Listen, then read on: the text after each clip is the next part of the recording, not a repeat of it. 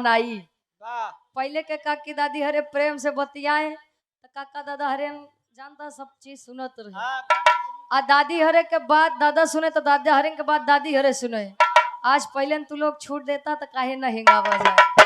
कहे अरे रतिया में हमरे ना लागयऊ घाई दुल्हा हो ई आत्मा रूपी दुल्हन और परमात्मा रूपी दुल्हा के वर्णन बा।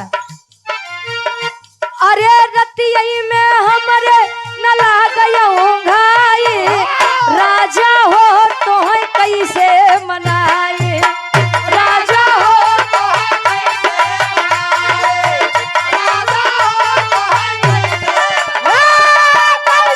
मनाए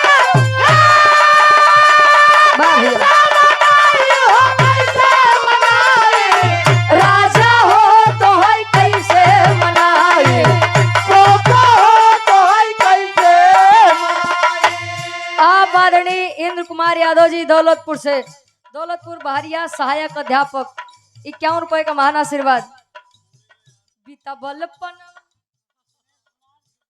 दिनेश कुमार बाबूजी ग्राम प्रधान पद प्रत्याशी जोगिया शेखपुर से 51 रुपए का महान आशीर्वाद। और ये आप गणेश यादव भैया जी 51 रुपए का महान आशीर्वाद। फरमाइश बस समाजवादी गाना के बेकरे बाज जोन हुई भैया कहे बितबल पनवा तयाई गए जवानी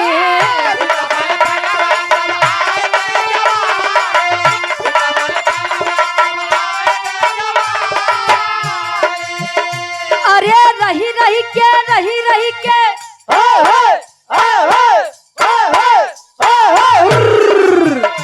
अरे रही के सजिया पे आवई अंगड़ाई राजा हो तो है कैसे मनाई राजा हो तो है कैसे मुआई दुल्हा हो तो है कैसे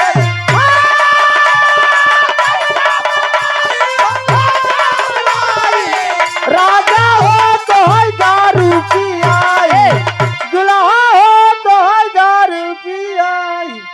दुनिया के मेहरारू सोचत हमार दुल्हा नशा पता इस दूर रहा है। आई ननकर वाली पूछत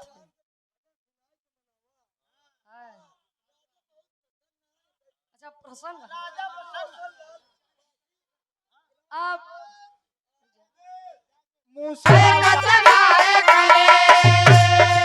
होके गुस्सा में कन्या वहां से चली अली मृत्यु लोकावा में कचना रे कली कहे भटके इधर उधर कहे कि किधर जाई राजा सूरत के पास आई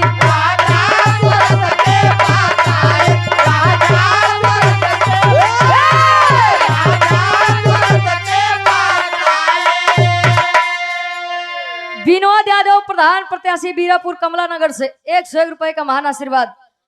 स्वर्ग लोक छोड़ के मृत्युलोक पर आई तब मृत्युलोक में एक राजा जिनका नाम राजा सूरत बताया गया।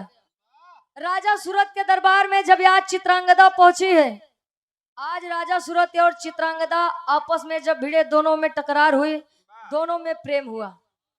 राजा सूरत कहे कि मैं तुम्हारे बिना नहीं रहूंगा, चित्रांगदा कहे मैं आपके बिना नहीं रहूंगी। दोनों में प्रेम हुआ, दोनों ने वचन दिया एक दूसरे को कि हम शादी करेंगे अन्यथा जिएंगे साथ मरेंगे साथ, कोई नहीं अलग कर सकता हमको। इतनी बतिया चित्रांगदा कई के धीरे धीरे समय बीता, मृत्युलोक छोड़ के पुनः स्वर्गलोक में आई।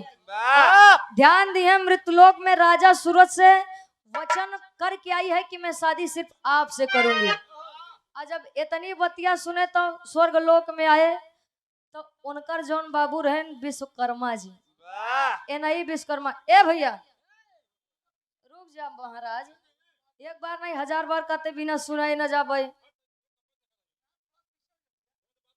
अखिलेश पासी जी प्रत्याशी जिला पंचायत सदस्य बहरिया से 100 रुपए का महान आशीर्वाद। और आप कुलदीप यादव जी कौराही से आपके द्वारा 101 रुपए का महान आशीर्वाद। अब ऐसा बात नहीं कि बिना सुनाई चली जाबे, सुने हा तो बिना सुनाई न जाबे। ए भैया कहानी तनी समझिया, यार विश्वकर्मा भगवान जी बिना अपने बिटिया चित्रांगदा से पूछे बगैर स्वयंवर रख दिए। स्वयंवर का मतलब कि जौन हमारे लड़की के योग्य वर रही, लड़की हमार जगह चुन ले, मैं अपनी लड़की की शादी उसी के साथ कर दूंगा। ये नाच नहीं तब हमका नहीं पसंद बा। जब इतनी बतिया स्वयंवर के समय लड़की चित्रांगदा के पता चली तो 20 सभा में ललकार दी, अरे पिताजी, अरे बाबूजी, आप कौन होते हैं बिना मुझसे पूछे बगैर मेरी शादी तय करने वाले? मैं अगर शादी करूंगी तो मृत्युलोक के राजा सूरज से, वरना किसी से शादी नहीं करूंगी। अब 20 सभा में जब बाबू अपन इतनी बेइज्जती देखें तो श्राप दे दिए, अरे दुष्ट लड़की, जा हम तुझे श्राप देते हैं। श्राप सुनाइन कौन? गीत बदलत बा। अब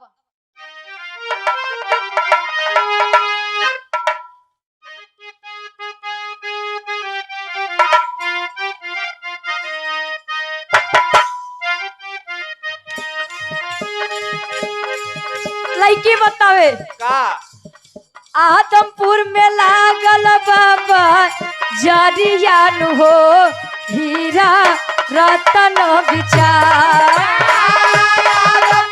जियो।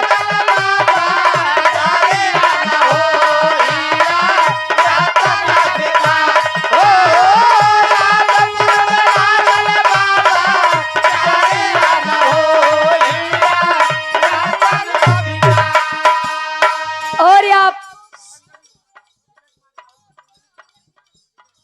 विजय कुमार यादव जी, अच्छा पतंजलि आप कंपनी है, अच्छा बाबा रामदेव यादव वाली कंपनी है, बारे महाराज 100 रुपए का महान आशीर्वाद। आदरणीय परम सम्मानित भावी प्रधान पद प्रत्याशी डॉक्टर सुनील यादव जी बनवारी का पूर्व बजाही से 100 रुपए का महान आशीर्वाद। लेकिन आज विश्वकर्मा भगवान जी गुस्सियाई के अपने बिटिया चित्रांगदा से कहते हैं कैसे का क्या बात है? बेटी के शराब दाई, बेटी के शराब दाई दिहले नु हो, विश्वकर्मा भगवान हो।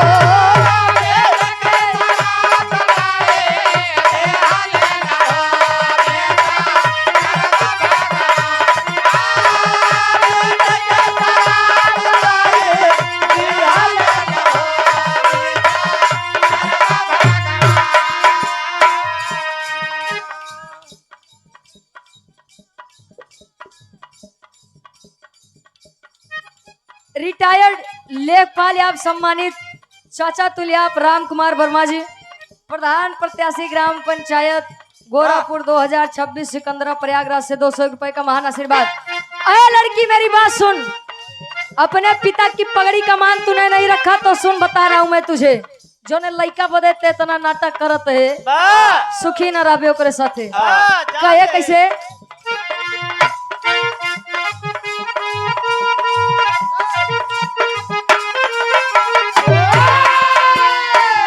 काहे होई मंडप में पाती के मरानावा, काहे होई मंडप में पाती के मरानावा, काहे होई मंडप में पाती के मरानावा।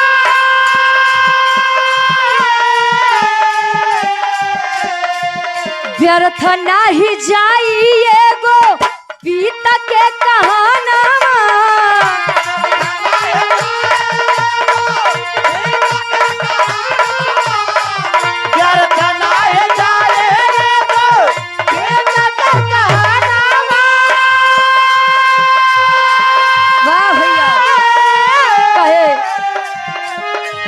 दुहिता के जीना कीना सैले नु हो,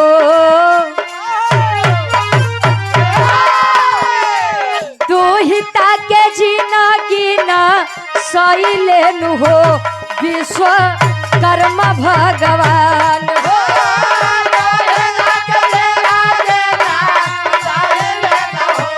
विश्वकर्मा भगवान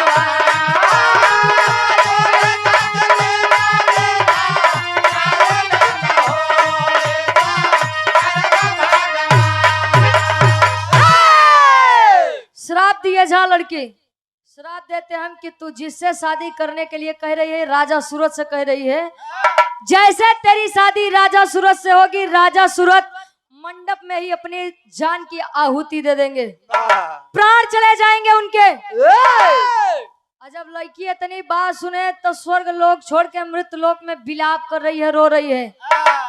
एक बार सोचे कि मैं राजा सूरज से शादी कर लूं, सुहागिन बन जाऊं, लेकिन फिर सोचे कि अगर हम शादी कहीं लेबे और राजा सूरज यानी हमारा राजा जीवे न करिए, सुहागिन होते मन तो हम विधवा हो जाब, मैं क्यों किसी की जिंदगी खराब करूं। यह बतिया सोच के लड़किया कहे राजा सूरज बिना हम वैसो न जियब, तो उनकर जिंदगी बचाई के हम खुद या न जियब। जा करके नदी में कूद गई अपने जान देने के लिए, और नदी में जब कूदे जान देबो दे तो नदी के बहाव से पहुंची कहाँ, जहाँ मुनि ऋतिक ध्वज के कुटिया रही। ऋतिक ध्वज के कुटिया पे दो चार चेला देखे न रे बाबा, ए स्वामी कोई लड़की नदी से बहकर जा रही है, लगता है किसी मुसीबत में है। आदेश दिए, आदेश दिए जाकर लेकर आओ। चित्रांगदा को लेकर आए। आज जब होश संभाली है तो मुनि जी पूछ रहे हैं, अरे बेटी इस इतने बहाव पानी में कहाँ जा रही हो, क्या तकलीफ है। आज चित्रांगदा रोई के बताओ था, कैसे बतावे, टेरी के भाव में कवि जी लिखत है। हरिओम पॉली क्लिनिक, डॉक्टर पीके यादव जी और डॉक्टर उजाला यादव जी, परिला महादेव जी, सिकंदरा रोड प्रयागराज से 101 रुपए का महान आशीर्वाद। वो लड़की बतावे ऋतिक ध्वज मुनि के, कैसे बतावे,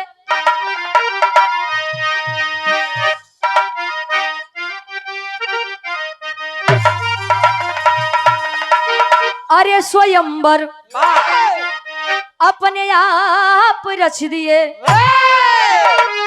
अरे बाबू स्वयंवर अपने आप,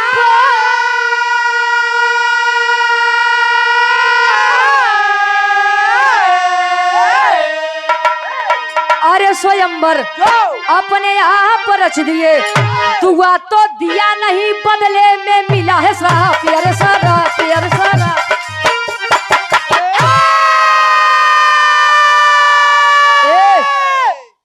स्वयंवर अपने आप रच दिए, दुआ तो दिए नहीं बदले में मिला श्राप। स्वामी ए बाबा, हमार बाबू हमरे जान के दुश्मन बन गए तो का करब हम जी के, कहे काहे कहे दिक्कत ही बा, मैं राजा सूरज से प्रेम करती थी, लेकिन मेरे पिता ने कहा कि अगर मैं उनसे शादी करूंगी तो उनकी जिंदगी मंडप में ही खत्म हो जाएगी। लड़कियां समझावे चौक के भाव में कवि जी लिखत है ककहारा से, कैसे,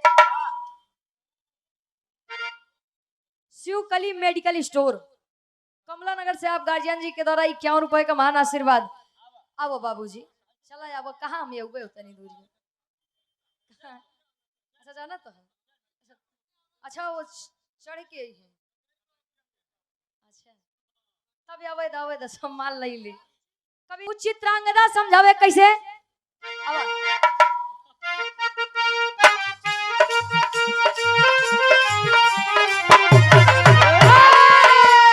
कहे चित्रांगदा मुनि से रोक के,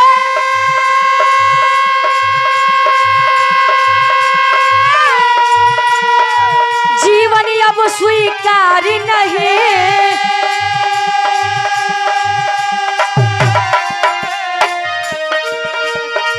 खुद की मर्जी से शादी कर लूं,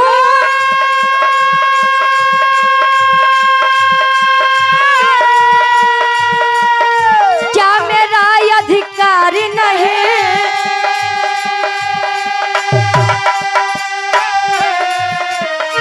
गणपति के पास में आके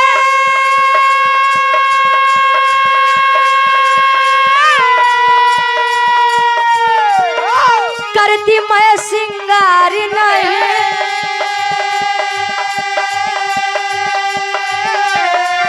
अरे घृणा हुई है जीवन से, अब घृणा हुई है जीवन से, अब मर जाना बेकार नहीं, घृणा हुई है जीवन से मर जाना।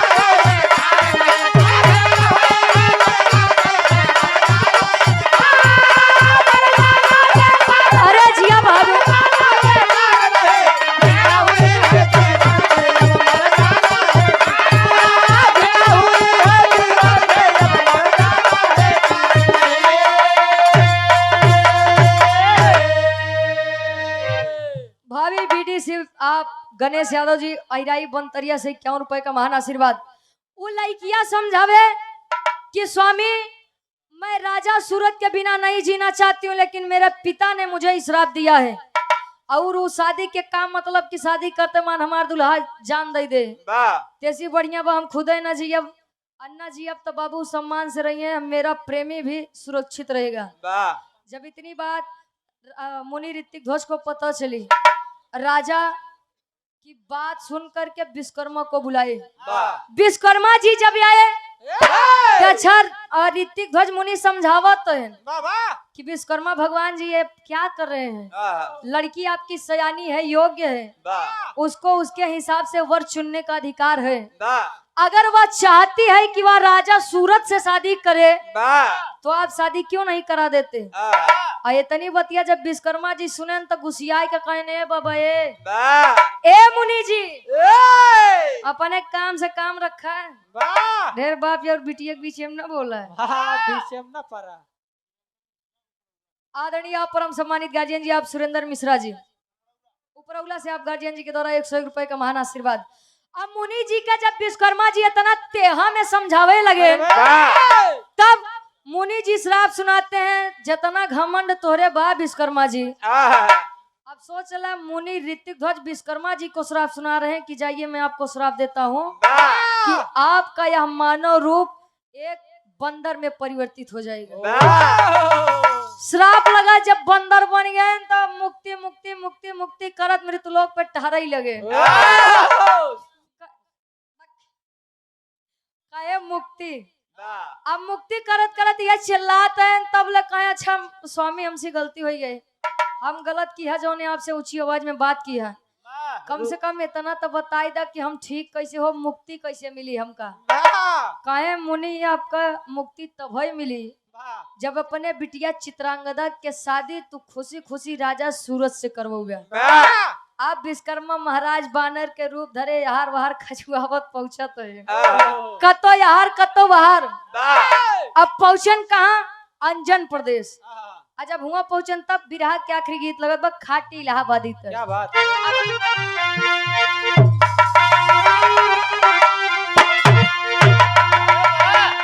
आए हाय अरे राम झकोरा मारे झूलनी।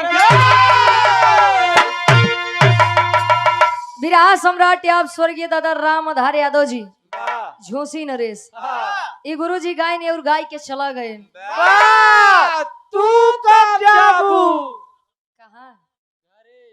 अच्छा हम सोचे और को तो टिकट कटावत है, अबे तो देश दुनिया देखब चालू करे ही, देखे दे कुछ दिन भैया। अरे जाए दे महाराज। आप कुलदीप यादव जी करौंदी सोरा प्रयागराज से 100 रुपए का महान आशीर्वाद। विनोद यादव भैया प्रधान पद प्रत्याशी बीरापुर कमला नगर से 100 रुपए का महान आशीर्वाद। और आप अखिलेश पासी जी जिला पंचायत प्रत्याशी बहरिया से 100 रुपए का महान आशीर्वाद। गुरु जी गावे अरे राम झकोरा मारे झूलनी कहाँ साड़ी लहराए हो झकोरा मारे झूलनी साड़ी लहराए हो झक। अरे घुसुरी के बरधा गसार बरधा घुसुरी के विराज सम्राट आप स्वर्गीय गुरु हैदर अली गुरु जी गावत रहे। अरे राम घुसुरी गवा बरधा कहा सरी मझारी घुसुरी गवा बरधा सरी मझारी घुसुरी गवा। अरे हमार मुड़ी कटली, अरे हमार मुड़ी कटली मोर बूढ़ा माई हमार मुड़ी कटली। अरे गजब केहू बहिनी, अरे गजब केहू बहिनी कहा छीन्यू ना भतार हो गजब केहू बहिनी। अरे घुमा के गोरी मरलू। विराज सम्राट स्वर्गीय दादा श्री राम कैलाश यादव जी एक बात कहत रहे, कहे तेरी मेरी आंख लड़ी लोगों ने बदनाम किया, कहा दुनिया के बक्का ही दिया है। हम तू अपन काम किया। केहू केहू कहेला उमरिया के दोस्त बा, लेकिन कही के गए सूरदास ही सब नजरिए के दोस्त बा। भैया हो बर्बादी की है कारण है। अरे घुमा के गोरी मरली नयना वही से बहान हो घुमा के गोरी मरली। लिखा ला गोरी पतिया, लिखा ला गोरी पतिया, पिया परदेश हो लिखा ला गोरी पतिया। गुरुजी हरे के गौवा तो गौते रहिया बे महाराज। ए भैया ये तो मान ला क्षण भर आनंद खातिर, बीचे बीचे में आनंद जरूरी रहते। रिंकू यादव भैया जी 51 रुपए का महान आशीर्वाद हमरा काश गुरु जी खाते। आज का बात बहन का तरला अपने गाँव में। अच्छा ए भैया भाव पर आप लोग गौर करेंगे। जब विश्वकर्मा भगवान जी बानर के रूप पाए, अंजन प्रदेश पहुंचे, तब हुआ के लोग विचार करते हैं जितना बानर बाटे, अब विचार करते हैं ना भाई देखा अच्छा अगर बानरों के झुंड में कोनो नया बानर आए तो ओका मनई ओका बानर वही सोचो वही करी है। अब जैसे मान लो मनई के पीछे में कोनो दूसर मनई आए जा कहाँ आ रही तो हिया कनाई लागत बा, तो लोग विचार करते हैं। कैसे विचार करें? अरे कहाँ से आए बनरा, ए बाबू कहाँ से आया बनरा, मोर नगरी में कहाँ से आया बनरा।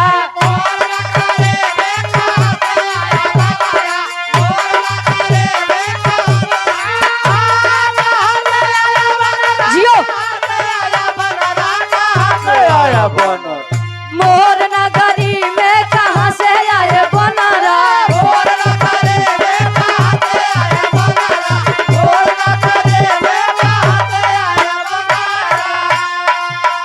कहाँ से आए बनरा। हनुमान जी देखे न रे बस बस विश्वकर्मा जी, विश्वकर्मा जी कैसिया वो बनरे के रूप लइको। हनुमान जी देखत हैं विचार करत हैं ना ना खेला कुछ भवा करत हैं का।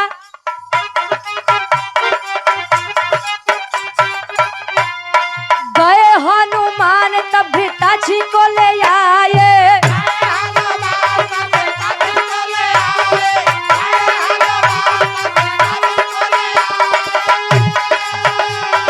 बानर बनते विश्वकर्मा संबंध है बनाए। बानर बनते विश्वकर्मा संबंध है बनाए। अरे दुई लड़ी का पैदा भये,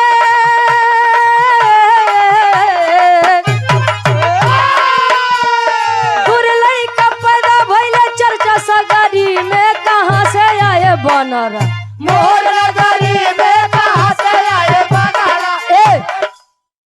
गणेश यादव जी भावी बीडीसी प्रत्याशी अहिराई बनतरिया से 51 रुपए का महान आशीर्वाद। बिरहा भैया जला 5 मिनट के और बचा बात, बिना राजा हो तुम्हें कैसे मनाई, सुने मनबा न तू। ए भैया ही जरूर तो है घबराए जी। ननकू चाय वाले आप गार्जियन जी के द्वारा 51 रुपए का महान आशीर्वाद। ध्यान देंगे आप लोग, ध्यान देंगे। धान नहीं वही कहबा गेहूं, अच्छा धान गेहूं ये मांगे यहाँ विश्वकर्मा जी जब विश्वकर्मा भगवान जी रहे तो अपने मेहरारू घृताक्षी और बिटिया चित्रांगदा से बड़ी नफरत करते रहे, क्योंकि उन्हीं की वजह से लोग उनको सम्मान नहीं देते थे कि बताओ इनकर मेहरारू लड़की हमारे खियान अच्छा थी। जब विश्वकर्मा जी को बानर का रूप मिला था, हनुमान जी गए घृताक्षी जी यानी उनका धर्म पत्नी का लिया कहाँ चला, अब नाचा कूदन राजा आई गए तोहार दुल्हा हुआ बानर बना है, तू ही सबके मनोरंजन करती है। अगर सत्य में आपको आपके पति का प्रेम चाहिए मेरे साथ चली चलो। घृताक्षी आज आई वो बनरी के रूप बनाई के, आज बाने और बनरी जब बने तो दोनों में प्रेम मिलाप हो, मिलाप हाँ हो प्रेम मिलन जब भवा एक दूसरे से संबंध बना तो बनरी घृताक्षी से 2 लड़का जन्म लेहन। आज जब 2 लड़का जन्म लेहन तो घृताक्षी ये हुआ कि मेरे स्वामी ने मुझको प्रेम कर लिया वही बहुत है।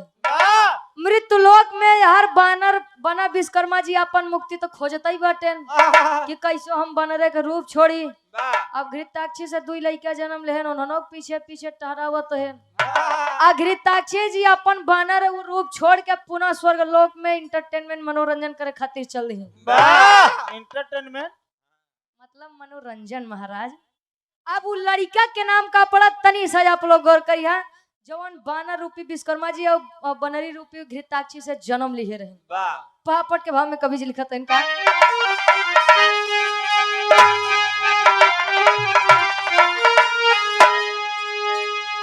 अरे कहे मुनि जी कैदा कन्यादान मान ना जाए देव। अरे कहे मुनि जी करा दू तू कन्या दान मान ना जाए देव। नाई साहबा दुनिया में अपमान मान ना जाए देव। नाई साहबा दुनिया में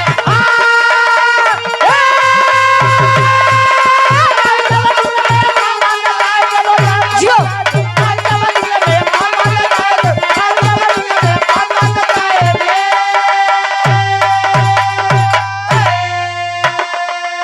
तो सुन के बात विश्वकर्मा जी हाथ को है बढ़ाए हैं। चित्रांगदा के हाथ राजा सूरत को थमाए हैं। अरे कहे खुशी रहा हमरो दुइनो संतान मान ना जाए देव। तनाही साहबा दुनिया में अपमान मान ना जाए देव।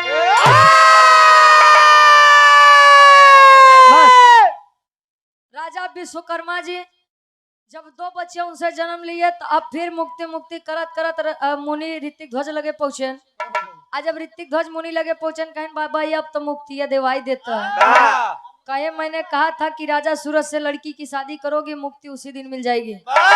राजा सूरत को लेकर मुनि ऋतिक ध्वज आए, कन्यादान करवाए, चित्रांगदा और राजा सूरत की शादी करवाए। और जब शादी करवाए तो विश्वकर्मा भगवान जी पुनः अपने शरीर को जब वापस पाए ते आज मन में खुशी के लहर डूबत बा। लड़किया जवन दुठी जन्म ली है उनकर सेवक के करत बा। आल्हा के भाव में कवि जी प्रमाण देते हैं।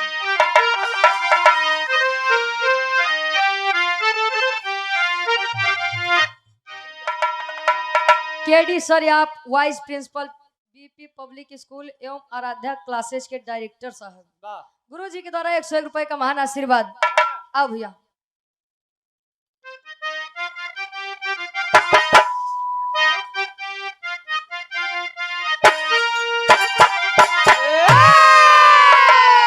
अरे दुई लड़ी का पैदा भइले अंजन पर देशवा में बाबू।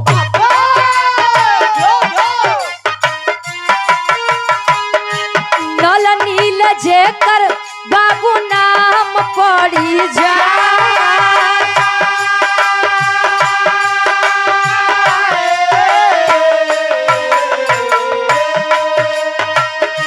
खेल कूद खुशी होके अंजन पर देशवा में पंचो।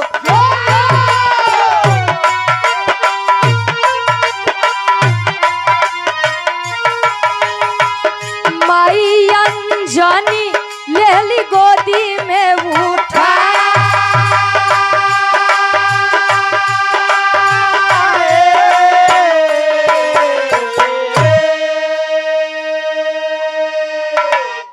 कमल यादव भैया जी बनतरिया से आप गार्जियन जी के द्वारा 51 रुपए का महान आशीर्वाद। जो 2 बच्चे जन्म लिए उनका नल और नील नाम बताया गया।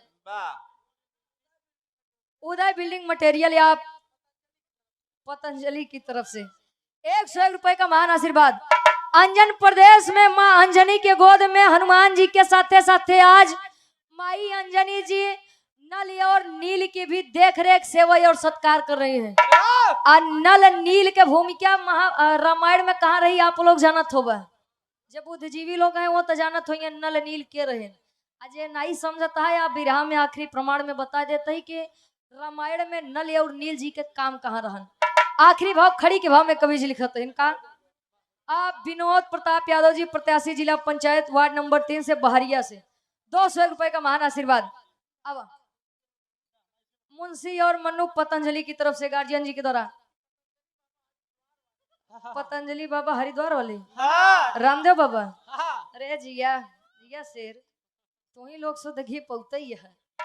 101 रुपए का महान आशीर्वाद। चरणों में कोट कोट नमन आशीर्वाद के चाह रही। अब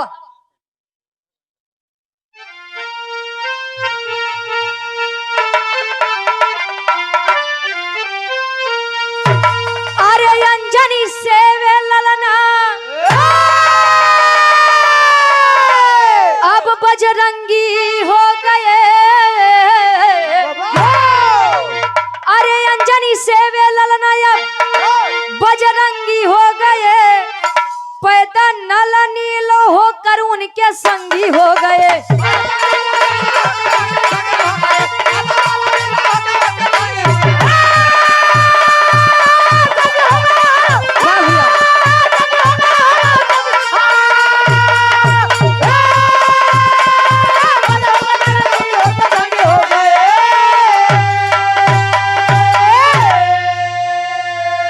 अरे महावीर लंका से खबर लेके जब आए हो तो नल नील समुद्र के मार्ग हैं बनाए हो।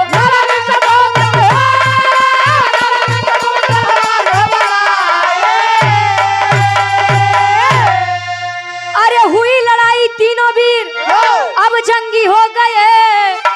अरे हुई लड़ाई तीनों वीर अब जंगी हो गए। तो पैदा नल नील होकर उनके संगी हो गए।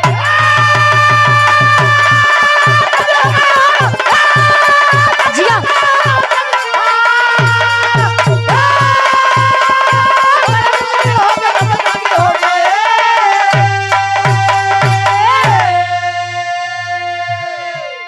नल नील का जन्म विश्वकर्मा भगवान जी और घृताक्षी जी से हुआ था।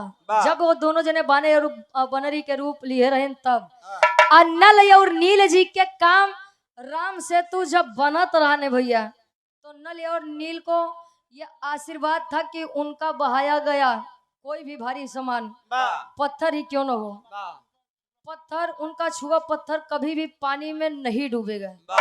और जब राम सेतु निर्माण होत रहा तो वे राम लिख के जब सेतु के निर्माण करें तो राम सेतु के निर्माण इन्हीं नल और नील करे रहे। इंजीनियर बाबा के लइका इंजीनियर बाबा के यानी विश्वकर्मा भगवान के लइका। ये हमारे विराह के शीर्षक रहन विश्वकर्मा भगवान जी बानर रहन बानर अब बानर बन के मारे खेला कई दिए रहे। बड़ा का करवा। अच्छा आखिरी में खानदान के परिचय बा कैसे। आप आदरणीय परम सम्मानित आप श्री दिनेश कुमार भैया जी राम कोठारी से जोगिया और शेखपुर से अच्छा शेखपुर से जोगिया शेखपुर राम कोठारी से आप गार्जियन जी के द्वारा 500 रुपए का महान आशीर्वाद। कनवा चाहिए पकड़ा चाहिए पकड़ा हो एक का। हाँ अब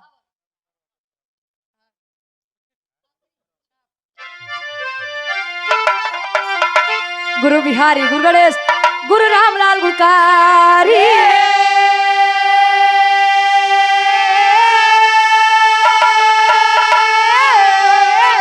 अरे स्वर्ग से चंद्रिका कवि बच्चन जी बने पुजारी हो।